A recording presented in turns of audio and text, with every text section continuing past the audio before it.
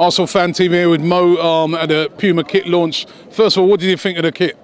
Yeah, I mean, like, we'd already seen it. It just makes me laugh. They make a massive fuss about it, but they leak it every year, you know. But it's an interesting one. It gives you an insight as to what they're thinking, what Puma as a company are thinking. There's no harm in leaking it. It's just more publicity, gets people talking. People are going to see it eventually anyway. It just gets people excited about it. And I actually think that they milk social media very, very well. So they obviously know what they're doing, and we lap it up, and they put on a good event. I think it's a bit unnecessary, but they've done it, and they've done it well. It's good fun, and you get to hear Thierry Henry speak about his playing days. That's always a treat, you know, him talking about the goal at Tottenham, and you know, the fact that he mentioned that we'd never lost in that gold kit. I didn't know that. I didn't know that. I'd never really thought of that before today. So it's always really interesting to hear professionals and ex-professionals speak. So yeah, I enjoyed it today. Really, really enjoyable. And you talking to Ivan Gazidis, he was talking to earlier, and apologising.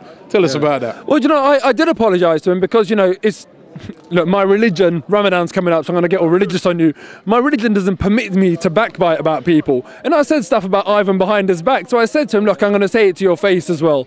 And I said to him, to be fair, that I asked him the question, how long have you been at Arsenal? And he said 5.5 years. And I said to him, your first 4 years, I wasn't a fan of your work. I don't think that you were performing up to the level that I, you know, expect of an Arsenal chief executive officer to be performing at. And I said to him, but since that, you know, after that initial 4-year period, the next like year and a half, I think he's been absolutely superb. And I said that to him today, and I said to him that, you know, just to get it out in the open now, you know, I admitted that I genuinely believe I cannot do a better job than you are doing now, because he's doing a great job now. He really is. You know, he's overseeing some great transfers. He's, you know, one of my biggest criticisms a couple of years ago was that we had less commercial partners than Man United, Chelsea, Man City, Liverpool, and teams like Chelsea and Man City, they don't need commercial partners. They've got a bottomless pit of money. So we should really be doing whatever we can to try and compete with them, yet we weren't doing that. So those were my criticisms of him a couple of years ago, but he's put all of that right now. And, you know, I don't like to criticise the club. I wish everything just ran perfectly. And where my criticism was directed 2 years ago, there's no need for that anymore. He's doing a very, very good job. And also, they're overseeing transfer windows in a much more, you know, for me, palatable manner. There's not this kind of mad rush in the last week of a transfer window. We're calling the shots more. And I said to him basically, look, you know, I was agitated at that time because I think we could have made these bigger moves 12 months prior to when he made them. And he admitted that, you know, I was in a right sort of borderline, but the club were just more prudent. That's when they took their decision. So, you know, what can you say? He dropped a massive hint about Peter Cech, didn't he? He dropped a massive hint that deal is, well, they're definitely talking about Cech to Chelsea.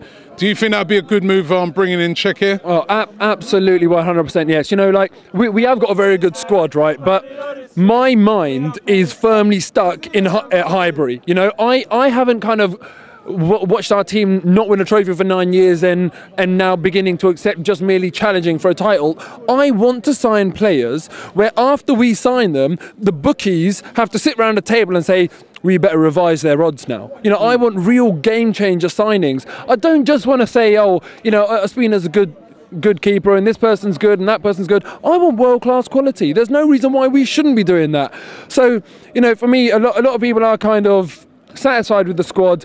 I'm not going to be satisfied with the squad until I look at it and say that is the best squad in the Premier League. And I actually believe, genuinely believe, seeing as we're talking about Ivan, that we're going to win the league. Right now, I don't think that. I do think we need a world-class goalkeeper. I do think we need a world-class centre-forward. And until we get them, we need, you know, I'm going to be saying we need these sort of players. As good as the squad is, we need them sort of players. How's the move been for you? I mean, you know, I think you've had a good first season.